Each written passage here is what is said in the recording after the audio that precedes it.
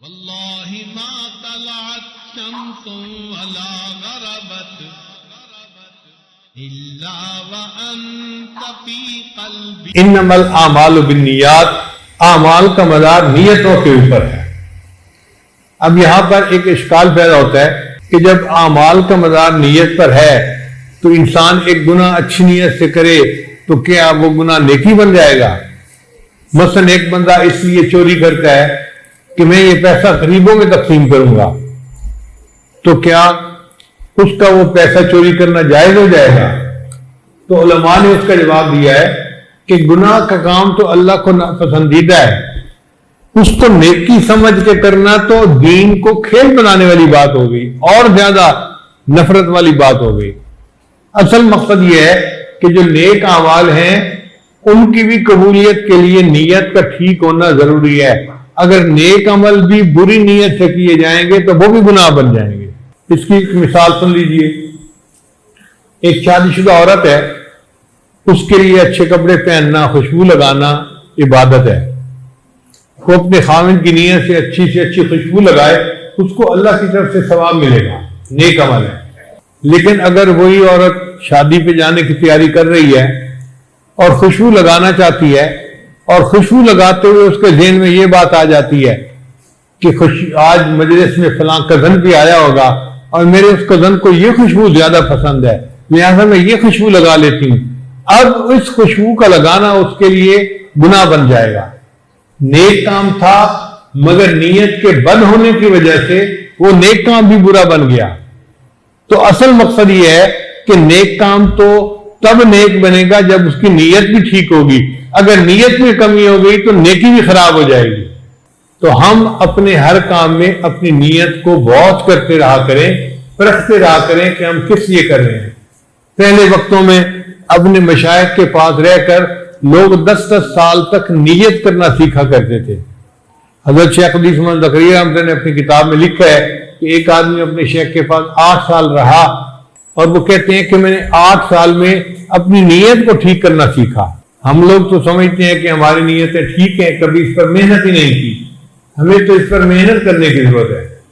ایک آدمی نے مکان بنوایا اور اپنے شیخ کو بلوایا دعا کے لیے.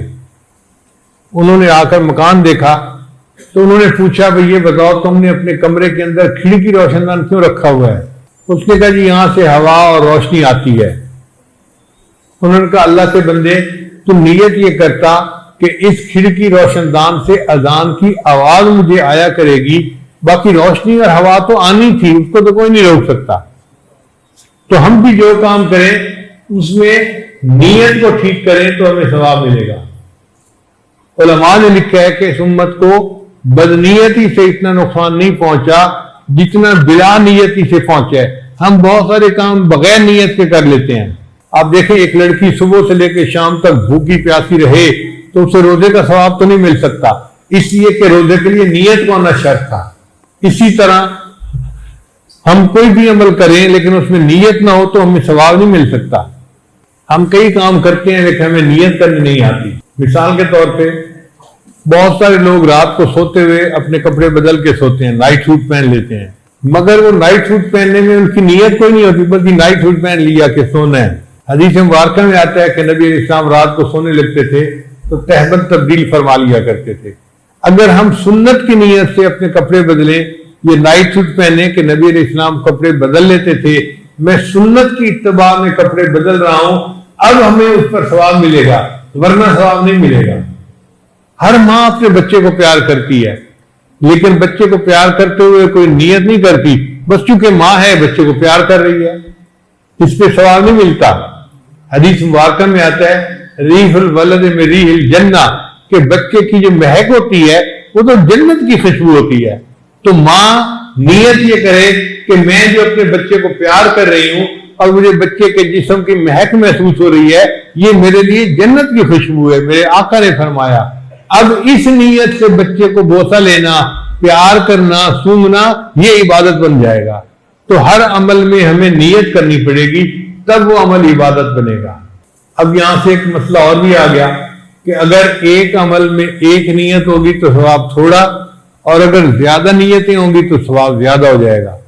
مثال کے طور پر ایک بندہ مسجد میں نماز پڑھنے جاتا ہے اور نیت کرتا ہوں میں جا رہا ہوں جی نماز پڑھ کے آتا ہوں تو اس کو ثواب تھوڑا ملے گا. ایک بندہ نیت کرتا ہے میں مسجد میں جا رہا ہوں جی میں وہاں جتنا وقت گزاروں گا اعتکاف کی نیت سے گزاروں گا, میں وہاں پر قرآن پاک کی تلاوت کروں گا, اگر درس حدیث درس قرآن ہو رہا ہوگا تو میں درس بھی سنوں گا, اگر محلے والوں سے ملاقات ہوئی میری تو میں ان کی خیریت بھی دریافت کروں گا, اور میں نماز کے وقت میں نماز بھی پڑھوں گا. اب اس بندے نے چونکہ زیادہ نیتیں اکٹھی کر لی تو اس کو ثواب زیادہ ملے گا. حضرت مولانا عبدالحق رحمۃ اللہ علیہ دارالدیوبند کے ایک شیخ الحدیث گزرے ہیں, انہوں نے مجھے یو کے میں ایک جگہ بتایا, فرمانے لگے کہ میں نے فلاں کتاب میں پڑھا ایک محدث فرماتے تھے میں کپڑوں کو بدلتے ہوئے 40 نیتوں کو اکٹھا کرتا ہوں.